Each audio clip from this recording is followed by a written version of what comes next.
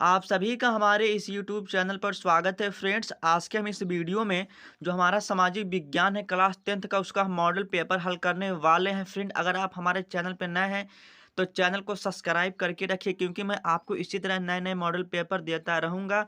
और मेरा टारगेट है कि हर बच्चे का इस बार 95% आए। फ्रेंड, अगर आप इस मॉडल पेपर को हल कर लेते हैं तो मैं ये नहीं कहूँगा कि मतलब यहीं से सारे प्रश्न आएंगे, लेकिन जैसे 20 हमारा बहुविकल्पीय प्रश्न रहता है, लेकिन उसमें से मतलब जो हो जाएगा लगभग 5 से 6 प्रश्न आपके बोर्ड में 100% आएगा। फ्रेंड, ये जो मॉडल पेपर है मोस्ट इंपॉर्टेंट है और इसे पूरा देखना, ठीक है। तो यहाँ पर देखिए, चलिए हम स्टार्ट करते हैं। अगर आप हमारे चैनल पर नए हैं तो चैनल को सब्सक्राइब कर देना, अगर वीडियो पसंद आए तो वीडियो को लाइक कर देना। तो देखिए यहाँ पर जो समय दिया जाएगा 3 घंटे 15 मिनट। और यहाँ पर जो सामान्य निर्देश है, आप सामान्य निर्देश को जान लेंगे कि जो हमारा पेपर मिलेगा स्टार्टिंग में, तो क्या करेंगे आप 15 मिनट जो होगा उसके पेपर को क्या करेंगे अच्छी तरह से उसको पढ़ लेंगे। फिर हमारा जो पेपर रहेगा 2 खंडों में बटा रहेगा, मतलब खंड आ और खंड बा में क्या रहेगा विभाजित रहेगा। उसके बाद जो हमारा खंड आ रहेगा उसमें 20 बहुविकल्पीय प्रश्न रहेगा, जिसको ओएमआर शीट पर भरना पड़ेगा, ठीक है। उसके बाद हमारा जो खंड बा रहेगा वर्णात्मक प्रश्न रहेगा, मतलब जो खंड बा रहेगा उसमें 50 नंबर मिलेगा, तो आपको क्या करना पड़ेगा, उसको कॉपी पर लिखना पड़ेगा। तो चलिए यहाँ से हम स्टार्ट करते हैं। जो कि हमारा खंड आ स्टार्ट होता है, यहाँ से आपको दिया जाएगा 20 बहुविकल्पीय प्रश्न, जो कि ओएमआर शीट पर भरना पड़ेगा। तो हमारा पहला प्रश्न है, बहुविकल्पीय प्रश्न क्या है, यंग इटली सोसाइटी का संस्थापक कौन था। तो जो यंग इटली बनाया था, कह रहा है कि उसके संस्थापक कौन थे, क्या हो जाएगा मोजनी थे, जो कि हमारा डी वाला ऑप्शन सही हो जाएगा। अब बढ़ते हैं, जो नेपोलियन था, जो नेपोलियन था उसका संबंध किस देश से था। मतलब जो नेपोलियन था वो उसका संबंध किस देश से था। तो हमारा जो नेपोलियन था वो फ्रांस से संबंधित था, हमारा सी वाला ऑप्शन सही हो जाएगा।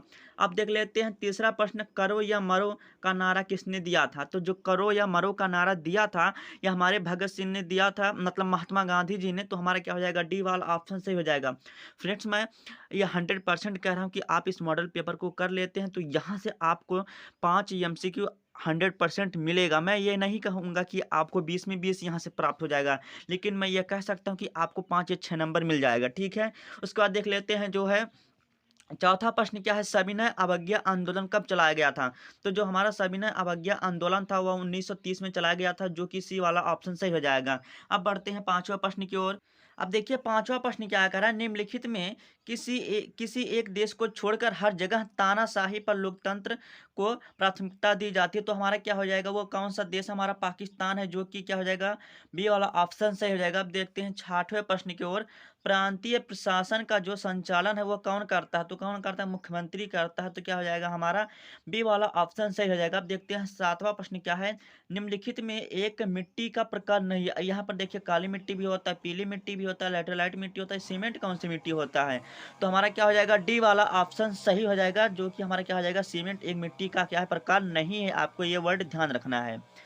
उसके बाद देखते हैं कपास की खेती के लिए कौन सी मृदा उपयुक्त होती है। देखिए यह कह रहा है, मतलब जो कपास होता है उसको उत्पादन करने के लिए कौन सी जो मिट्टी होती है अधिक उपज मतलब उपयुक्त होता है। इसमें से उपयुक्त तो सभी होता है, लेकिन अधिक उपयुक्त कौन होता है। तो हमारा क्या हो जाएगा, काली मिट्टी। का से कपास, का से काली मिट्टी को आपको ध्यान रखना है, तो हमारा ए वाला ऑप्शन सही हो जाएगा। अब देख लेते हैं, जो सलाल बांध है किस नदी पर बना है। तो फ्रेंड, ये हमारा जो मैप में भी पूछा जाता है और ये हमारा बहुविकल्पीय में भी आ सकता है। तो जो सलाल बांध है किस नदी पर बना है, चिनाब नदी पर, जो कि हमारा बी वाला ऑप्शन सही हो जाएगा। उसके बाद हम बढ़ते हैं 10वें प्रश्न की ओर।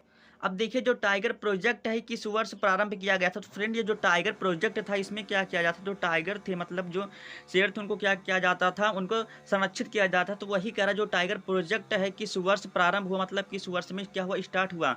तो हमारा क्या हो गया, ये 1973 में क्या हुआ, ये स्टार्ट हुआ, जो कि हमारा क्या हो जाएगा, ए वाला ऑप्शन सही हो जाएगा। अब देख लेते हैं 11वां प्रश्न क्या है। अब देखते हैं 11वां प्रश्न क्या है, निम्नलिखित में किसे औसत आय भी कहते हैं। फ्रेंड, ये बोर्ड एग्जाम की दृष्टि से मोस्ट इंपॉर्टेंट है ये, कि जो कि ये आता ही आता है बोर्ड एग्जाम में। कह रहा है निम्नलिखित में किसे औसत आय भी कहते हैं। जो हमारा प्रति व्यक्ति आय होता है उसे औसत आय भी कहते हैं, जो कि हमारा सी वाला ऑप्शन सही हो जाएगा। अब देख लेते हैं कौन सा क्षेत्रक सबसे अधिक रोजगार होता है। अब आप ही सब दिमाग लगाइए कि सबसे अधिक क्षेत्रक, सबसे मतलब जो अधिक क्षेत्रक होगा कौन रोजगार होगा, जो हमारा प्राथमिक होगा। प्राथमिक कौन होता है, मतलब जो कृषि करते हैं, मतलब जो प्राकृतिक से जितनी भी वस्तुएं प्राप्त होती हैं उन्हीं का क्या करते हैं, उन्हीं के द्वारा अपना पालन पोषण करते हैं, वही क्या होता है, हमारा प्राथमिक क्षेत्रक आता। तो यही सबसे क्या होता है, गरीब होता है। अब देख लेते हैं श्रीलंका में निम्नलिखित में कौन सा बहुसंख्यक वर्ग था। तो यहाँ पर कह रहा है जो श्रीलंका है उसमें से किस लोगों की क्या थी, जो जनसंख्या थी वो अधिक थी। तो कौन थी, हमारा सिंहली, जो कि हमारा क्या हो जाएगा, सी वाला ऑप्शन सही हो जाएगा। अब देख लेते हैं काले दस्ताने तथा बधी मुठ्ठियाँ किसकी प्रतीक थी। तो किसकी प्रतीक थी, आश्वेत क्या थी, शक्ति की प्रतीक थी। अब देख लेते हैं महामंदी का प्रारंभ किस वर्ष हुआ था। फ्रेंड ये आप किसी प्रश्न का तैयार मत कीजिए, लेकिन इस प्रश्न को आप तैयार करके जाइए, क्योंकि ये 100% आएगा आपके बोर्ड एग्जाम में, क्योंकि ये हर साल पूछता ही पूछता है। आपके हाफ ईयरली हो गया, फिर आपको जो पेपर होता है उसमें भी आता है, प्री बोर्ड में भी आता है, बोर्ड एग्जाम में भी 100% आएगा। जो कह रहा महामंदी का प्रारंभ किस वर्ष हुआ था, तो 1929 में हुआ था, जो कि सी वाला ऑप्शन सही हो जाएगा। आप देख लेते हैं जो सुंदरवन राष्ट्रीय पार्क है किस राज्य में स्थित है। तो हमारा क्या हो जाएगा, सी वाला ऑप्शन सही हो जाएगा। क्या हो जाएगा, पश्चिम बंगाल। अब देख लेते हैं निम्नलिखित में कौन सा विकसित देश है। तो यहाँ पर देखिए हमारा जो विकसित देश है वो फ्रांस है, जो कि सी वाला ऑप्शन सही हो जाएगा। अब बढ़ते हैं 18वें प्रश्न की ओर। अब हमारा 18वां प्रश्न कह रहा है कि औपचारिक ऋण सबसे अधिक किस वर्ग को मिलता है। तो किसको मिलता है, अमीर परिवार को, जो कि हमारा क्या हो जाएगा, सी वाला ऑप्शन सही हो जाएगा। अब देख लेते हैं 19वां प्रश्न क्या है, नेपाल में लोकतंत्र की स्थापना कब हुई। तो ये कब हुआ था, 2008 में हुआ था, जो कि हमारा सी वाला ऑप्शन सही हो जाएगा। अब देख लेते हैं 20वां प्रश्न, एक मार्क किन वस्तुओं के लिए प्रमाणिक क्या है, चिन्ह है। तो किसके लिए है, खाद्य पदार्थ के लिए, जो हो जाएगा हमारा डी वाला ऑप्शन सही हो जाएगा। उसके बाद यहाँ से आपका स्टार्ट होता है खंड बा, वर्णात्मक प्रश्न रहेगा, जो आपको कॉपी पर लिखना पड़ेगा। यहाँ से आपको 50 नंबर मिलेगा। तो देखते यहाँ पर आपको पहला आएगा लघुत्तरीय प्रश्न रहेगा, जो कि आपको यहाँ पर 4 प्रश्न दिया जाएगा अथवा करके, अगर पूरा कहा जाए तो 8 प्रश्न रहेगा, जो अथवा करके दिया जाएगा। यहाँ पर आपको 4 प्रश्न करना होगा और उसके सामने जो रहेगा अंक निर्धारित रहेगा, ठीक है। तो यहाँ पर देखिए पहला प्रश्न क्या है। पहला प्रश्न कह रहा है कि यूरोप में राष्ट्रवाद के विकास में संस्कृति का क्या योगदान है। फ्रेंड आप इन सभी प्रश्नों को हल कीजिए। यदि आप हल नहीं कर पाते हैं आप तो कमेंट कीजिए, मैं इसका सॉल्यूशन जरूर करा दूंगा, लेकिन आप इन सभी प्रश्नों को हल करेंगे।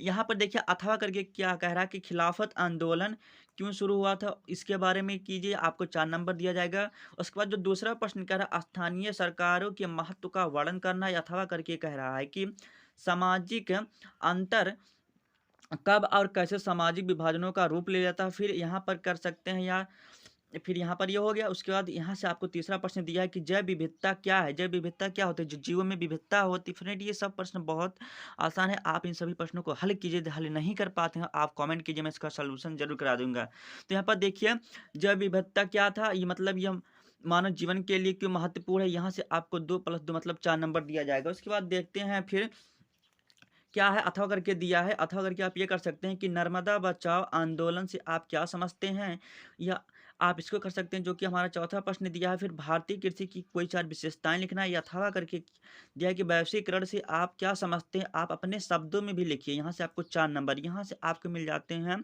16 नंबर मिल जाता है। उसके बाद यहाँ से आपका स्टार्ट होता है दीर्घ उत्तरीय प्रश्न रहेगा। तो यहाँ पर देखते हैं महामंदी का आशय क्या है, इसके मुख्य 2 कारण बताना है, इसके 2 क्या है प्रभाव भी लिखना है। उसके बाद यहाँ से 2+2 मतलब आपको 6 नंबर दिया जाएगा। या अथवा करके आप इस प्रश्न को कर सकते हैं प्रथम विश्व युद्ध के विश्व पर पड़ने वाले प्रभाव का वर्णन करना है। उसके बाद 6वां प्रश्न है आंदोलन तथा दबाव समूह के प्रभाव किस प्रकार सकारात्मक होते हैं।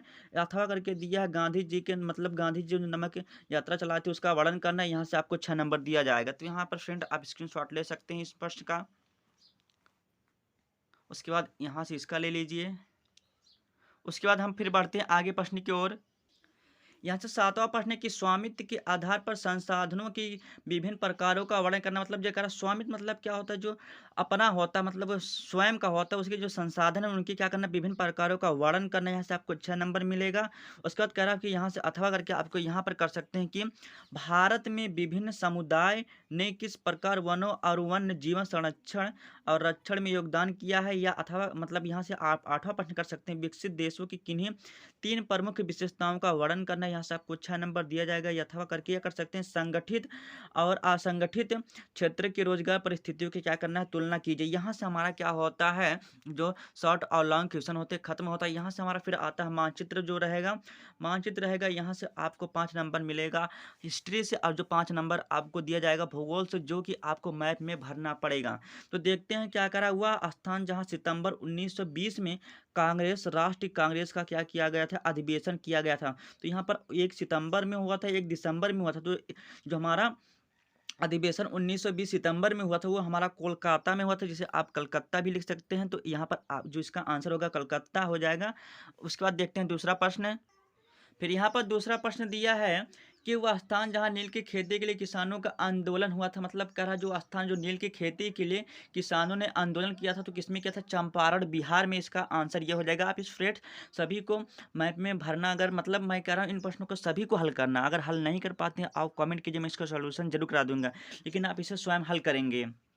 अब देखिए वो तीसरा प्रश्न क्या कह रहा हुआ, स्थान जहाँ पर चौरी चौरा कांड हुआ था। तो देखिए जो चौरी चौरा कांड हुआ था हमारा, वह उत्तर प्रदेश में हुआ था। देखिए आप यहाँ पर भूल जाते हैं पंजाब में, मुझे पता है कि मतलब बच्चे क्या करते हैं, भूल जाते हैं। तो यहाँ पर हो जाएगा जो चौरी चौरा हुआ था उत्तर प्रदेश में होगा। देखिए जो चोरी होता है, आप जैसे जो ही घर होता है तो घर की क्या होता है, ऊपर चोरी होता है, नभी मतलब कभी भी नीचे चोरी नहीं होता। तब इस प्रकार आप ध्यान रखेंगे कि जो अगर चोरी चौरा की बात हो तो ऊपर मतलब उत्तर प्रदेश में हो जाएगा। ठीक है, आप इस तरह इसको ध्यान रख सकते हैं। मुझे पता है कि बच्चे भूल जाते हैं। यहाँ से के बाद फिर स्टार्ट होता है चौथा प्रश्न। क्या हुआ, स्थान जहाँ जलियांवाला बाग हत्याकांड हुआ। तो आपको पता होगा कि यहाँ पर हुआ था, ये अमृतसर में हुआ था। अब देखिए मैं कह रहा था कि एक अधिवेशन दिसंबर में हुआ था, यहाँ पर ये पूछ भी लिया। देखिए वो स्थान जहाँ दिसंबर 1920 में भारतीय राष्ट्र कांग्रेस का अधिवेशन हुआ था, ये हमारा नागपुर में हुआ था। फ्रेंड ये जितने भी मतलब हैं मोस्ट इंपॉर्टेंट है, इसमें से आपका 3 या 4 प्रश्न 100% आएगा। यहाँ से आपको मिलता है जो कि भूगोल का प्रश्न यहाँ पर आपको मिलेगा 5 नंबर। यहाँ पर देखिए जो भाखड़ा नंगल बांध को इस चिन्ह द्वारा दर्शाना, तो यहाँ पर कहाँ पर ये पंजाब में हमारा स्थित है। उसके बाद देखिए दूसरा क्या है, भारत में गेहूं के सबसे बड़े उत्पादक राज्य को आपको इस तरह दर्शाना। तो देखिए जो गेहूं का उत्पादक है हमारा पंजाब है। उसके बाद क्या है, उत्तर प्रदेश। तो हमारा पंजाब नंबर 1 पे आता है, जो हमारा उत्तर प्रदेश है हमारा सेकंड नंबर पे आता है। फिर देखिए यहाँ पर भारत में भारत में चावल के सबसे बड़े उत्पादक राज्य को इस तरह दर्शाना। देखिए जो चावल होता है जहाँ पर अधिकतर वर्षा होती है वहाँ पर यह अधिक मात्रा में उसका उत्पादन किया जाता है। तो सबसे ज़्यादा जो होता है हमारा क्या होगा, पश्चिम बंगाल में। अगर चावल का उत्पादन सबसे ज़्यादा देखा जाए तो किसमें होता है, हमारा पश्चिम बंगाल में। उसके बाद यहाँ से देखिए भारत का सबसे बड़ा अधिक चाय उत्पादक भी हमारा क्या है, पश्चिम बंगाल है, जो कि आपको इस तरह दर्शाना है। फिर लाल मिट्टी का जो क्षेत्रक है आपको इस तरह दर्शाना। तो जो लाल मिट्टी हो गया तमिलनाडु हो गया, मतलब ये जो लाल मिट्टी भी होता है कई क्षेत्रों में भी पाया जाता है। ठीक है, तो फ्रेंड्स मैं उम्मीद करता हूँ कि वीडियो आपको जरूर पसंद आई होगी। यदि पसंद आता है तो लाइक कर दीजिए, चैनल पर नया है तो चैनल को सब्सक्राइब करके रखिए, क्योंकि मैं आपको इसी तरह पेपर मॉडल पेपर देता रहूँगा। आप यहाँ पर कहेंगे सर आपने शॉर्ट और लॉन्ग को हल क्यों नहीं कराते, मैं इसलिए हल नहीं कराता क्योंकि आप इसे स्वयं कीजिए, ताकि आपको इस थोड़ा आइडिया हो। तो मैं जैसे अभी यहाँ पर सॉल्व करा देता तो यहाँ पर आप केवल पढ़ लेते, जब आप हल करेंगे तो आपको अच्छी तरह तैयार भी हो जाएगा।